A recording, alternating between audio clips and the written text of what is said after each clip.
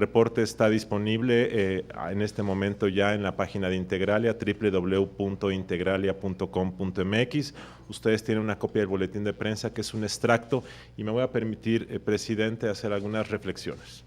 La primera y más importante que quiero hacer es que el Congreso mexicano cumple con una función constitucional, una función esencial para generar un sistema de pesos y contrapesos. Quiero resaltar que en el primer año de esta legislatura, que es el periodo que analiza este reporte, el Congreso ha tenido resultados positivos para la democracia mexicana. Yo quisiera simplemente resaltar que quizá el más relevante en el caso del Senado es la aprobación de un sistema nacional anticorrupción que es uno de clase mundial, de un enorme beneficio futuro para la democracia mexicana, para el combate a la corrupción, y quiero decir que además aquí se encuentran los autores intelectuales, políticos y quienes más empujaron ese proceso. Habiendo dicho lo anterior y habiendo dicho que el Congreso ha contribuido, y el Senado en particular, en este tema de la mayor trascendencia en este primer año, una de las labores de Integral es señalar las deficiencias del trabajo legislativo. Y quiero decir que observamos en este primer año de la legislatura que prevalecen muchos problemas añejos que hemos venido detectando. Primero de ellos, un elevado activismo legislativo que no se traduce necesariamente en leyes de impacto y beneficio general.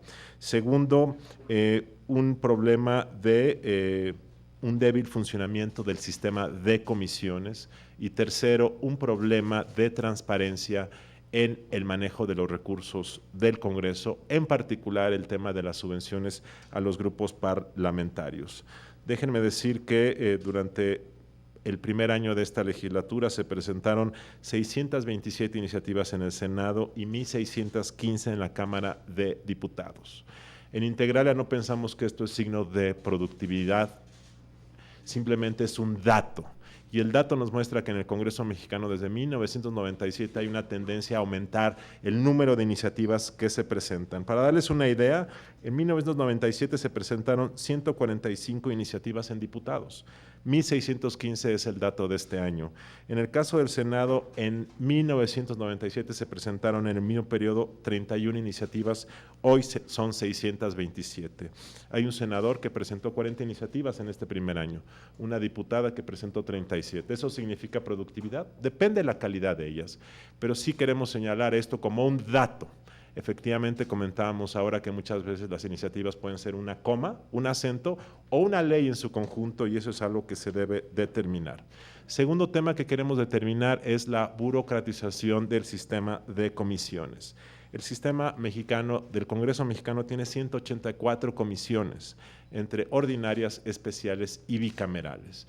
Y si este número justificara una buena producción y calidad, sería bienvenido, pero lo que observa es que muchas veces el amplio número de comisiones se traslapan funciones, una misma iniciativa se tiene que mandar a varias comisiones de manera paralela, en ocasiones se retrasa el trabajo y lo más importante, esto tiene una repercusión en el profesionalismo con que los legisladores llevan a cabo su función.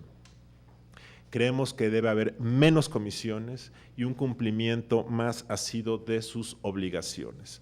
Por darles un ejemplo, en la Cámara de Diputados hay 44 comisiones especiales, 44 comisiones especiales a más de las 56 ordinarias. Con frecuencia, y ustedes van a verlo en el reporte, hay muchas comisiones que se repiten. Pero lo más grave es que de esas 44 comisiones especiales solamente una se ha instalado, la del caso Ayotzinapa. Las 43 restantes no se han instalado, lo cual sugiere que en realidad no tienen la materia para funcionar. Cuando uno revisa, uno descubre que muchas comisiones carecen de sentido de ser. Simplemente quisiera mencionar el caso, por ejemplo, en el caso del Senado de la República, de comisiones que claramente reproducen el caso de las comisiones ordinarias. Por ejemplo, tenemos una de alerta de género, una comisión especial en la Cámara de Diputados. Bueno, hay una comisión ordinaria que se llama Igualdad de Género. En el caso de la Cámara de Senadores tenemos una comisión ordinaria, una comisión especial que se llama para el diagnóstico y reflexión sobre el texto que conforma la Constitución Política de los Estados Unidos Mexicanos. Hay otra comisión especial que se llama de rescate y gestión de la mexicanidad. Hay otra comisión especial que probablemente sigue existiendo de seguimiento a los procesos electorales. Hay una comisión especial de cambio climático, cuando haya una comisión ordinaria de Medio Ambiente y Recursos Naturales. En el reporte, que nos gustaría mucho que vean con cuidado, ustedes van a ver toda el traslape y la duplicidad de este sistema burocratizado de comisiones en el caso del Congreso mexicano. Asimismo, queremos resaltar que tenemos un tema de que no existe información suficiente sobre el tema de las comisiones. Cuando uno entra a la página del Senado de la República, lo comentaba con los senadores actualmente, aunque ha habido un avance en la reorganización administrativa del Senado mexicano, no se cuenta con la información requerida, no se cuenta con el número de personal que labora en cada comisión ni con los recursos que se erogan. Quiero reiterar esto porque en ocasiones es la Junta de Coordinación Política la que retrasa. Hicimos algunas solicitudes de información al Senado mexicano y la respuesta es que mientras no hubiera consenso político de la Jucopo, no se podía dar la información que por mandato de ley ya debe dar el Senado mexicano.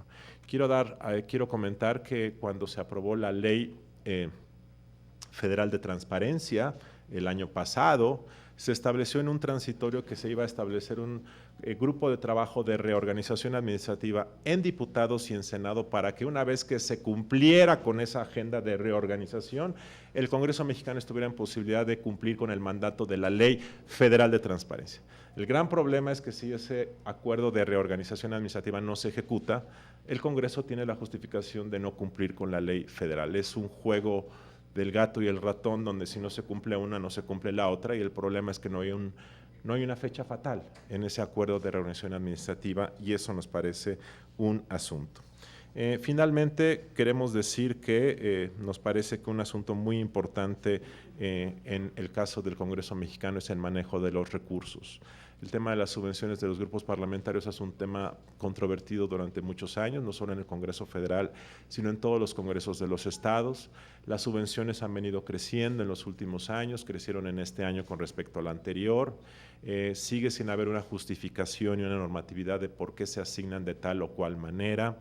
Y nos parece además que en un año en donde se va a aprobar un presupuesto con menores recursos, por primera vez en la historia reciente de México, nos parece que el Congreso mexicano debe dar ejemplo en el manejo pulcro y honesto de los recursos. Concluimos con 5 recomendaciones, presidente. Nos parece que la primera y más obvia es el cumplimiento cabal de la Ley Federal de Transparencia. No hay razón que el Congreso no cumpla con la ley, una muy buena ley que se aprobó aquí, que por cierto, aquí están varios de sus principales promotores. El segundo, nos parece fundamental reducir el número de comisiones ordinarias y volver al mandato de la Ley Orgánica de 1999 que establecía 22 ordinarias para diputados y 29 ordinarias para senadores. En el caso de las especiales se debe reducir su número y solamente dar cabida a aquellas que por razón, coyuntura y temporalidad requieren un grupo especial de trabajo. Gran parte de las comisiones especiales que existen hoy podrían ser atendidas sus casos a través de grupos de trabajo de comisiones ordinarias. La cuarta recomendación que queremos hacer es que las comisiones cumplan su mandato, se reúnan una vez al mes en el caso de diputados, publiquen sus planes de trabajo, publiquen sus informes semestrales y no está ocurriendo. Y finalmente, revisar el tema presupuestario del Congreso mexicano, que con frecuencia no tiene justificación y no es suficientemente transparente. Muchísimas gracias, presidente. Muchas gracias a ustedes y este informe está disponible en la página de Integralia. Muy buenas tardes. Gracias, doctor Ugalde, usted muy amable. Recibimos el informe y nos comprometemos a revisarlo de manera detallada y sin duda también nos comprometemos a acelerar el paso. No habría por qué no cumplir con la ley que nosotros mismos redactamos y estamos convencidos de que es la mejor ley para este país y sin duda nos ha expuesto aquí algunas de las preocupaciones que sin duda habrán más una vez que revisemos a detalle el informe de manera completa. Le agradecemos nuevamente que haya estado aquí, nuestra disposición de poderlo revisar y que nos podamos volver a juntar. Siempre recibimos con agrado de usted y de los demás organismos que tienen observaciones al Senado, pues estas puntuales observaciones y recomendaciones que vienen de manera clara y puntual. Muchas gracias por estar con nosotros. Gracias. Sí, sí, sí. Bueno. Gracias a todos, muchas gracias a todos.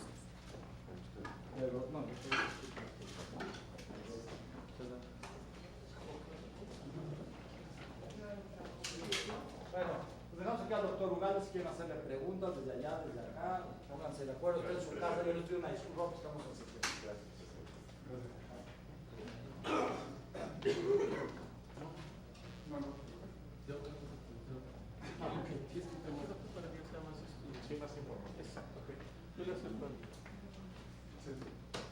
¿Alguien tiene alguna pregunta?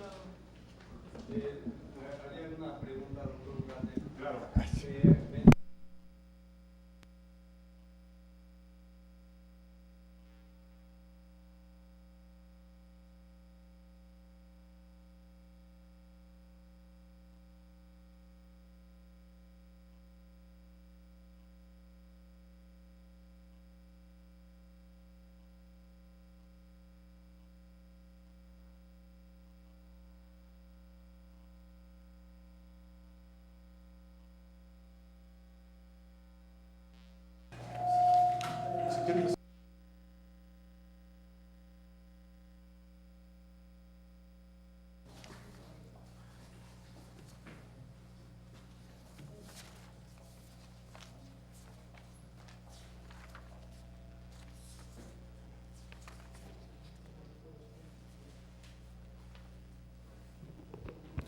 Cuando ustedes revisen el reporte legislativo, que es en su mayoría cuadros descriptivos de los datos, van a ver y van a encontrar, en el caso de las comisiones ordinarias, una cantidad de ellas que no reciben un solo asunto al año.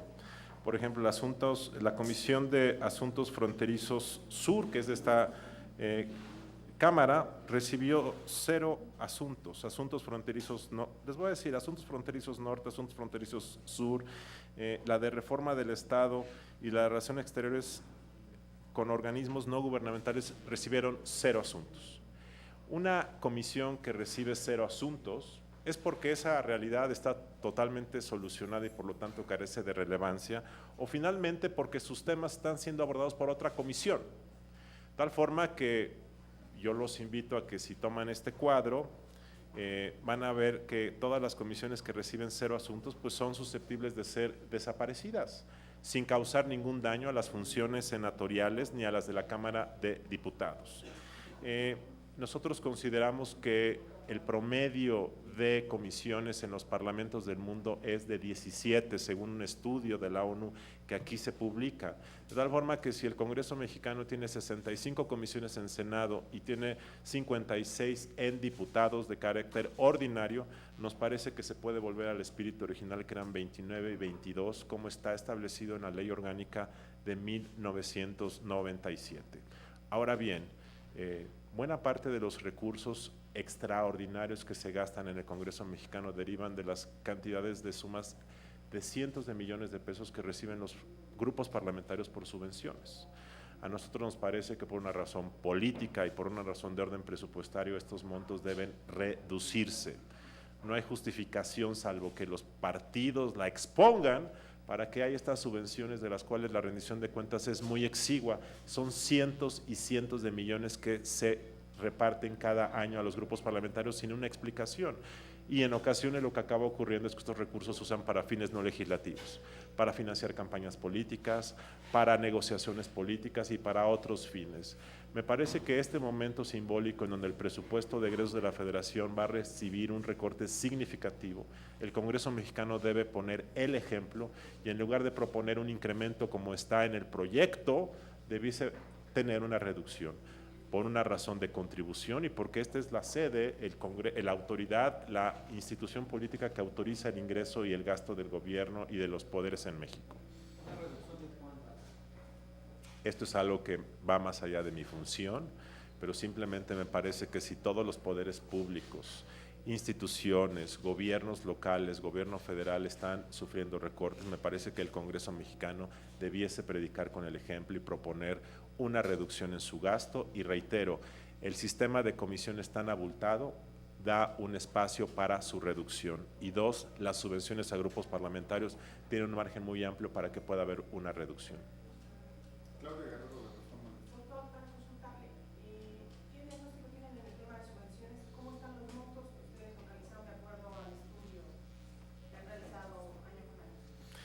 En el boletín de prensa y en el estudio se narran los datos, pero déjame darte un dato. Ustedes publicaron, por cierto, en Reforma el día de ayer un dato de las subvenciones. Hoy en la mañana, por cierto, pudimos tener acceso a las subvenciones, a la publicación de la cuenta pública. Pero déjenme darles dos ejemplos.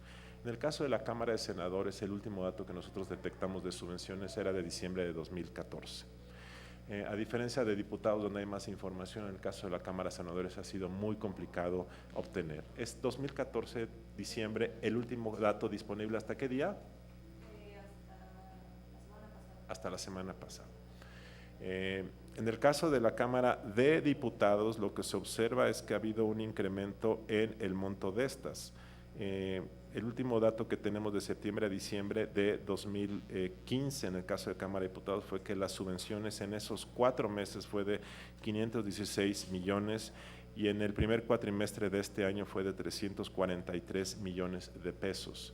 Esto nos habla que en el primer año de esta legislatura lo que tuvimos es una suma superior a los 800 millones de pesos, o los casi 860 millones de pesos de subvenciones en el caso de Cámara de Diputados.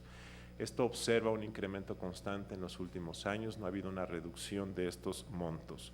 Cuando ustedes revisan la distribución per legislador que hay en el caso de los grupos parlamentarios, uno descubre, por ejemplo, que en el caso de los senadores hay aproximadamente, si ustedes dividen las subvenciones anuales por legislador, en el caso del Senado tienen que aproximadamente corresponden a 11 millones de pesos por senador las subvenciones de forma anual.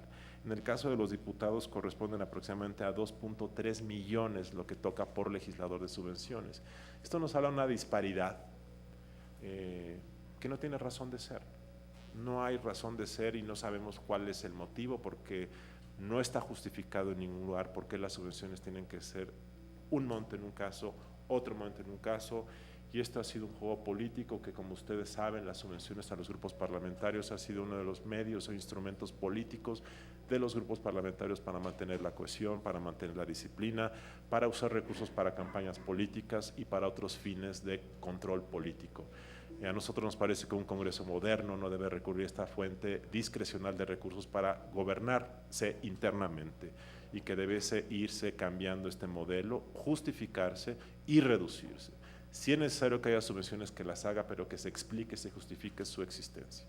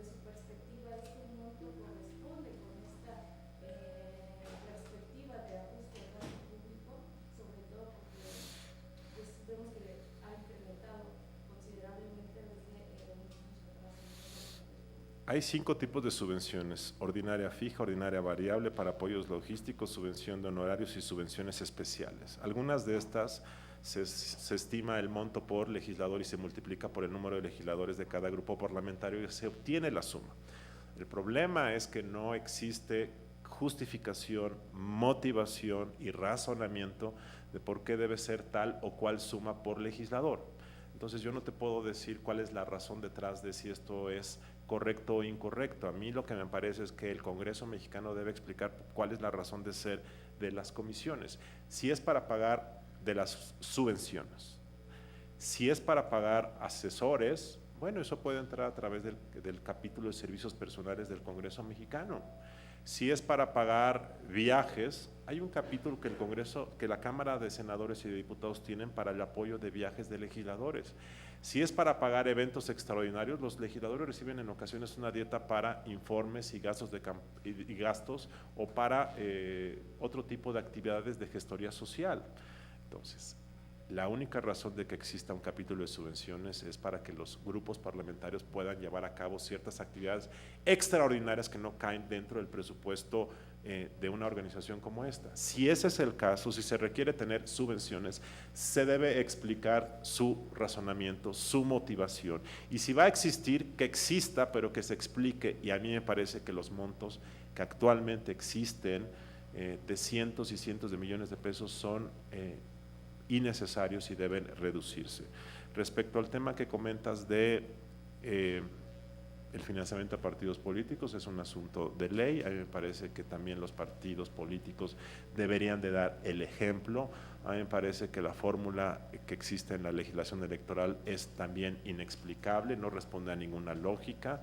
En la reforma de 2014 el financiamiento a los partidos políticos con registro estatal creció más del 50%, tal forma que otra vez me parece que en un momento en donde el gobierno y la sociedad van a ver un recorte al gasto público por primera vez en 15 años, me parece que los legisladores y los partidos debiesen predicar con el ejemplo.